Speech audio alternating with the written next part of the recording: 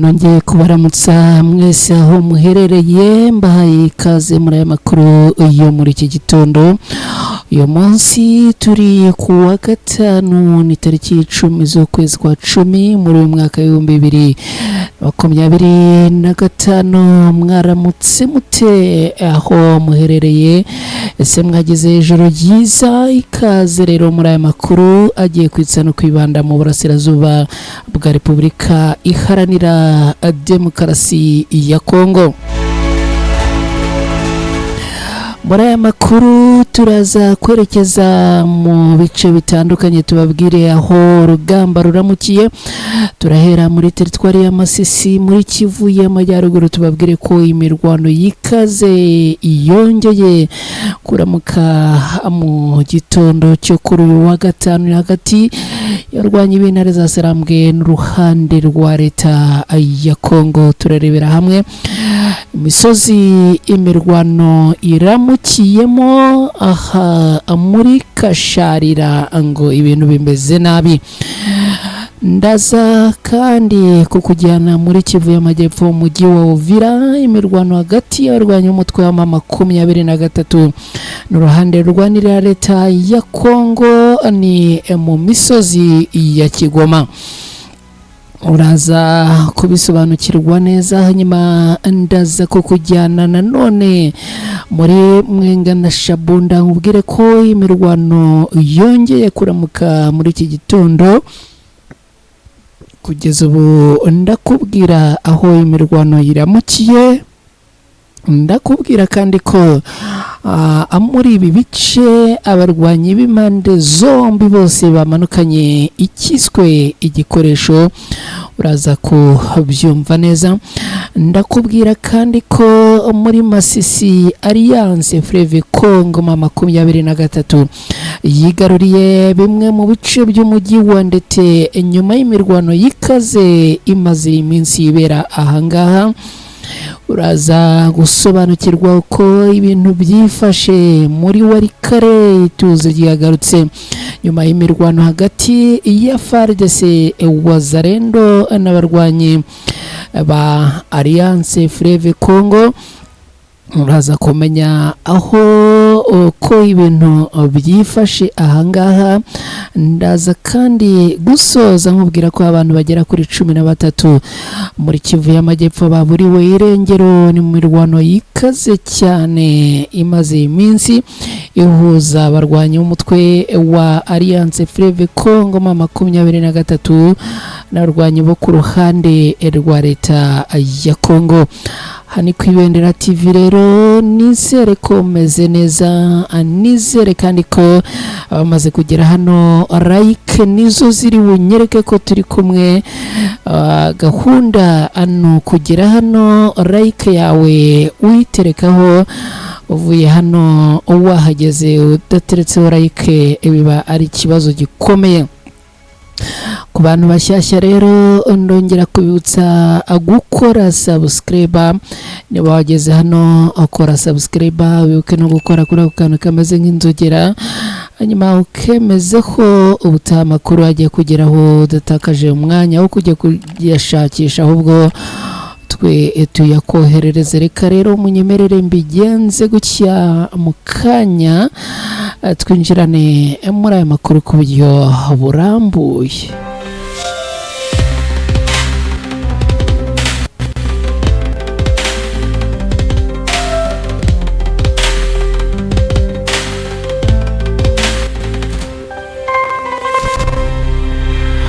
Baye kaze mwese abaherereye mu turere twose tugize igihugu cy'u Rwanda, abariza Nyagatare, Kayonza, Rubavu, Musanze, Gakenke, Karongi, mwese mbahaye ikaze. Nabo mu mujyi wa Kigali, abo muri Repubulika Iharanira Demokarasi ya Kongo, mu gihugu cy'u Bugande, mu gihugu cy'u Burundi, Kenya, Tanzania, Zambia, Sudani, Malawi na Mozambique, namwe ikaze.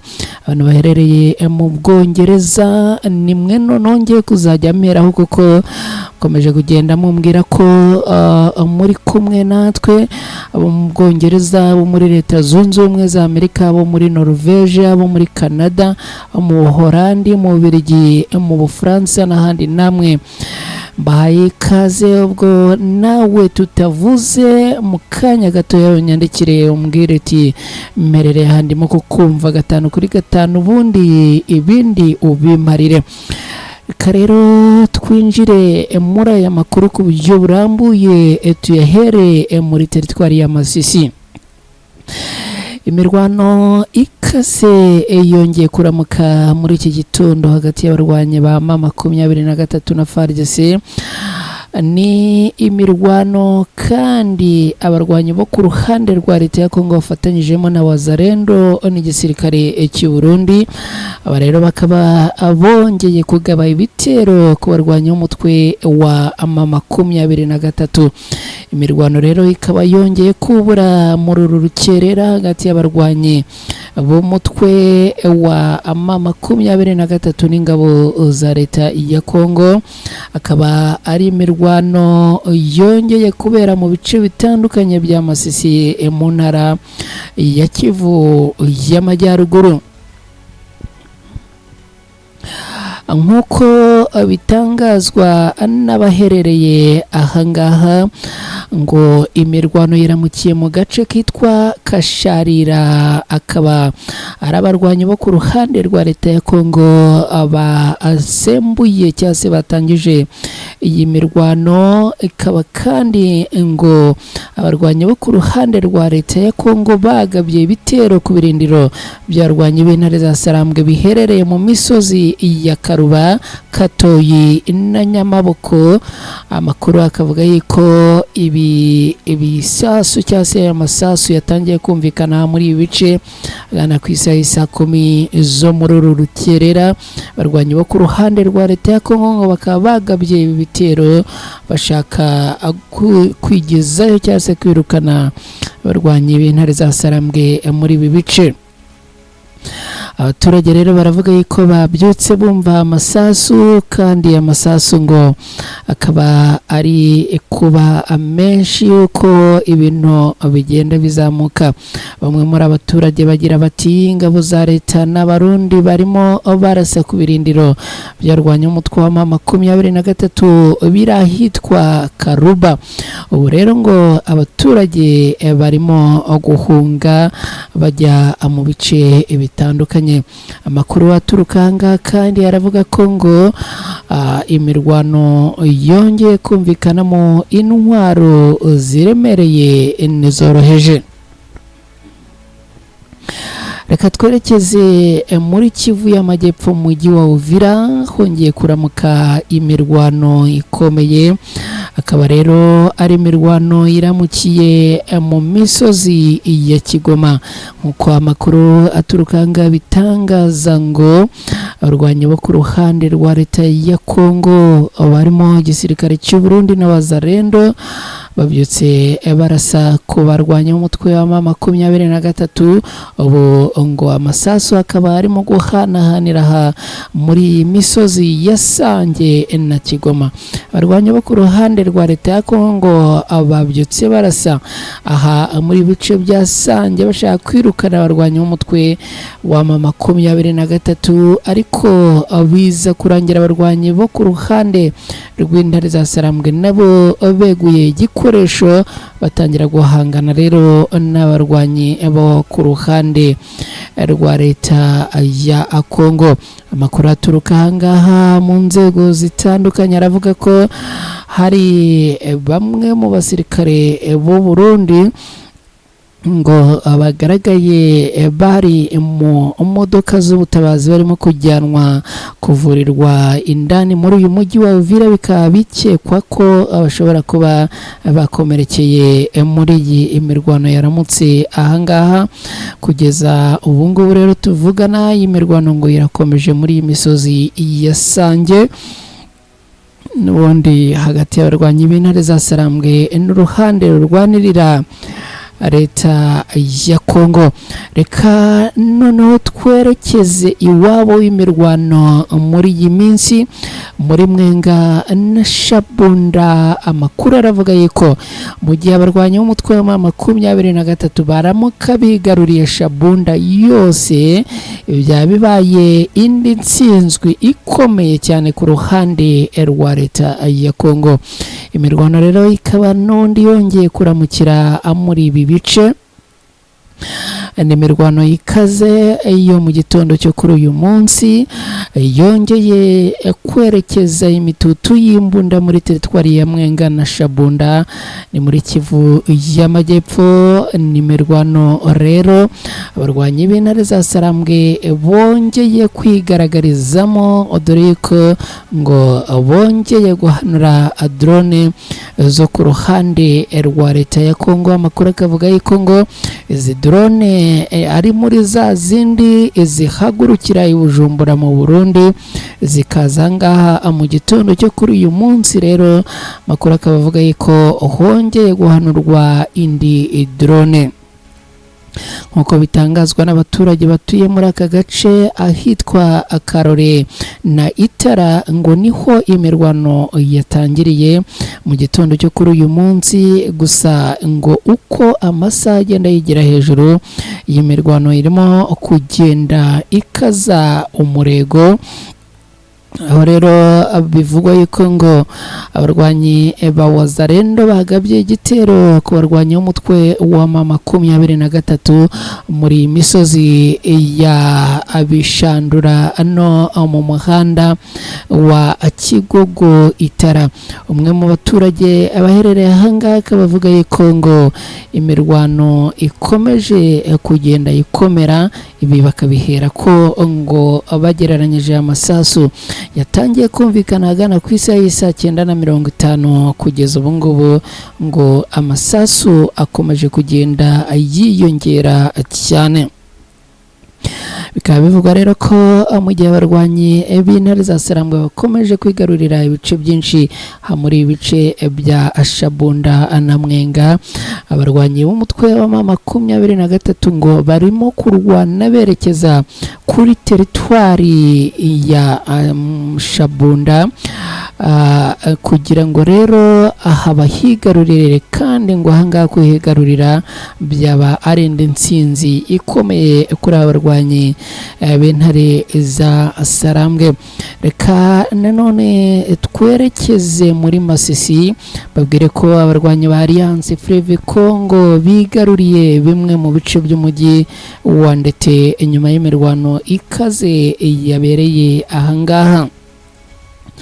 Amakuru avuga ko imirwano imaze iminsi ihuza impande zombi, no kuvuga abarwanyi b'intare za Sarambwe n'uruhande rwa leta ya Kongo, ngo yaje kurangira uyu mujyi abarwanyi b'impande zombi bawugabanye.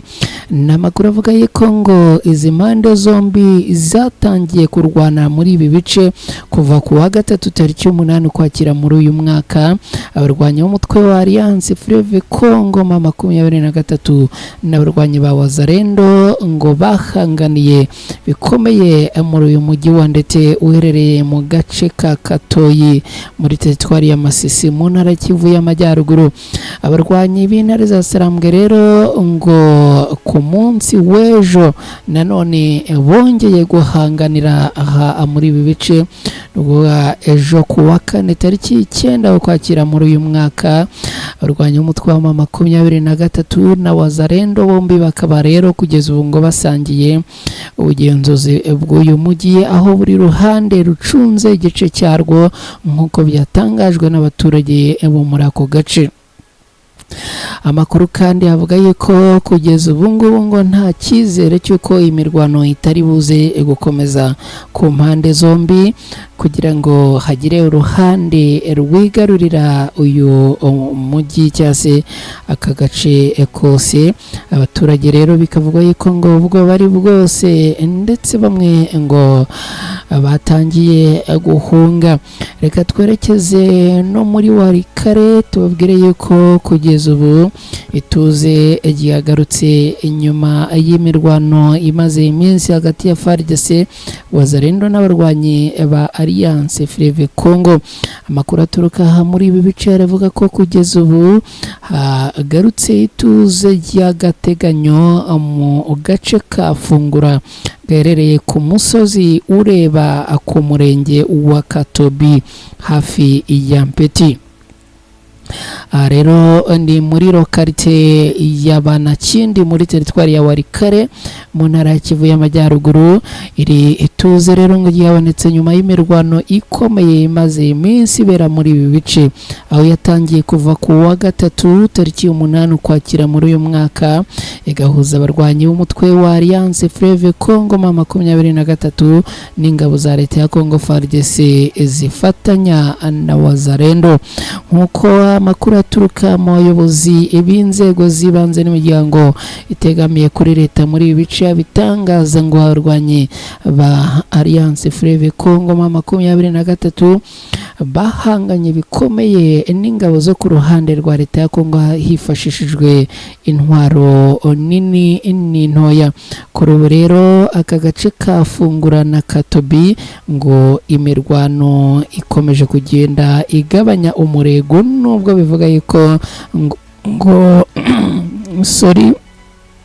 nubwo bivuga yuko ngo isaha ku isaha imirwano ishobora kubura muri ibi bice. Abarwanyi b'umutwe wa M23 ubu ngo abaherereye mu bice byegereye Mpeti, kandi tunabibutse ko ku munsi w'ejo abarwanyi bo ku ruhande rwa leta ya Congo bongeye kurasa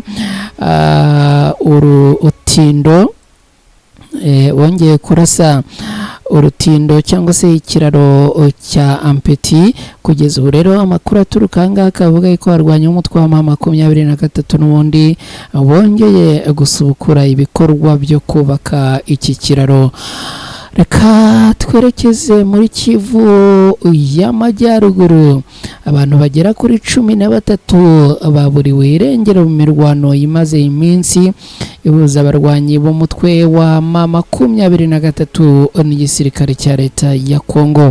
Imirwano ikomeye yahuje indwanyi za Alliance Fleuve Congo M23 n'ingabo za leta ya Congo hagati y'itariki ya 28 Nzeri na tariki 8 Ukwakira muri uyu mwaka w'2025 mu bwami bwa Bwito n'Abahunde biherereye muri teritwari ya Rucuru na Masisi mu ntara ya Kivu y'Amajyaruguru. Biravugwa ko abantu batari bakeya ababuriwe irengero kugeza ubu ngubu.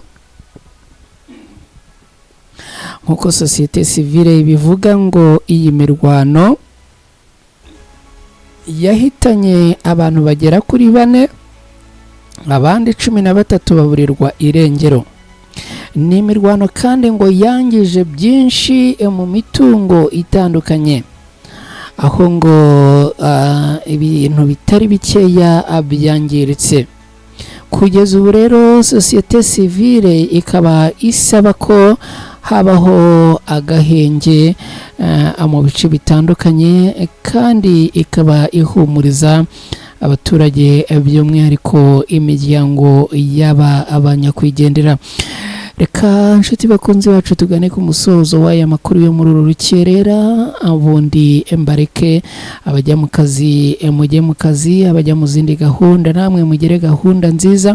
Ariko mbere yo kurekura mikrofone ngo nsohoke muri studio za Ibendera TV, ni munyemerere nongere ngira icyo mbatangariza gitoya. Nshuti bavandimwe mudukurikira hano, aya makuru nimwe tuyategurira, ni namwe tuyagezaho. Mudahari byaba bigoye kuba twategura aya makuru. niyo mpamvu rero twongeye gusaba ngo mudutere iteka mudutize umwanya wanyu hanyuma ubundi tujye tubana muri aya makuru ibitekerezo byanyu hasi aho ngaho rwose mujye mubiduha ku bwinshi niba ari icyo twakongera tucyongere niba ari icyo twakosora tugikosore niba kandi hari n'icyo mushima mugishime kugira ngo n'ubundi bikomeze kudutera imbaraga zo kubakorera. Like yanyu irakenewe hasi aho ngaho nubwo mbona like zitarimo kuzamuka nyamara kandi ndumva nifuza ko abantu mwese mudukurikira mugomba gusiga muduhaye like nibura hanyuma kandi niba uri mushyashya subscribe yawe ndayikeneye cyane ndayikeneye kuko nkeneye subscribe 1000 aya makuru rwose ndumva nifuza ko ndaza kubona mu subscribe 1000 kubera ko twamaze kubibona ko abenshi mudukurikira mutari mwakora subscribe hanyuma rero ni mubikore kugira ngo dukomeze twagure uyu muyoboro wa Ibendera TV wiyemeje kubagezaho amakuru ajyanye na updates z'urugamba mu burasirazuba bwa Repubulika Iharanira Demokarasi ya Kongo. Ndabashimiye cyane rero mwese mwirirweho mugire amahoro n'amahirwe.